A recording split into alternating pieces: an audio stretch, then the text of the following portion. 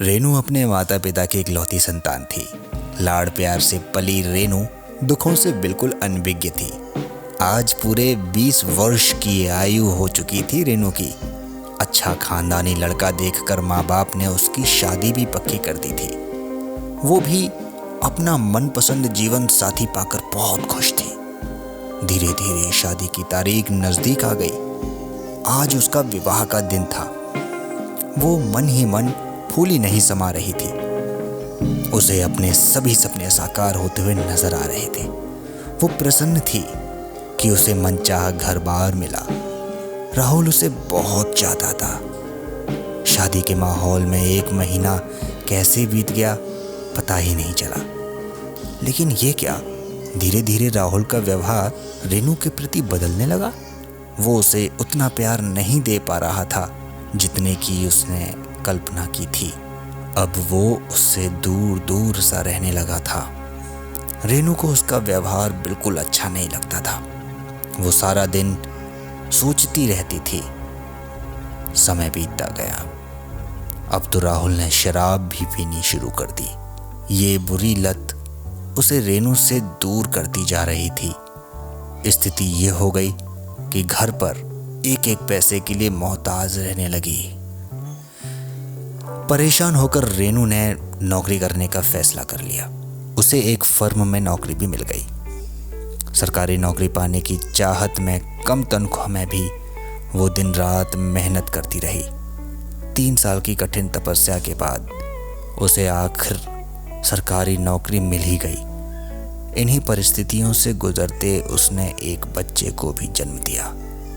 उसने सोचा कि इस बच्चे के सहारे ही वो अपना बाकी जीवन व्यतीत कर लेगी। तनख्वाह अधिक ना होने पर भी उसने अपने बच्चे का दाखिला अच्छे स्कूल में करा दिया।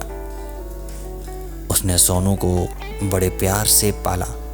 माता पिता दोनों का प्यार दिया। आज वो 3 साल का हो गया था। सोनू बहुत मन लगाकर पढ़ रहा था। पहली कक्षा में वो प्रथम आया। सोनू धीरे धीरे बड़ा हो रहा था। उसका बचपन देखकर उसके ही सहारे वो अपने पति के गम को भुला बैठी थी।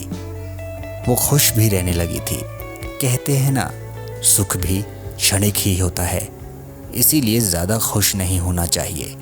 अचानक उसकी ज़िंदगी में एक ऐसा भयानक तूफान आया जिसने उसे हिला कर रख दिया। अचानक उसके पति की मृत्यु हो गई। उसे कुछ समझ नहीं आ रहा था कि क्या करें। बच्चे की परवरिश अकेले कैसे करें। अपने जीवन से तो उसे कोई लगाव ही नहीं रह गया था। उसे तो चारों ओर अंधेरा ही अंधेरा नजर आ रहा था। वह एकटक आकाश की ओर ताकती रहती थी। फिर उसने एक दिन निर्णय लिया, क्यों ना अपने जीवन को ही खत्म कर दिया जाए।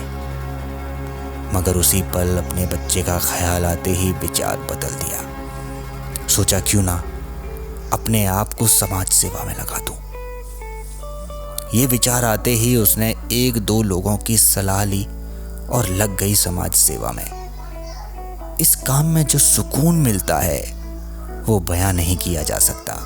आज भी वो समाज सेवा में लगी है और एक अच्छी समाज सेविका के रूप में प्रसिद्ध है।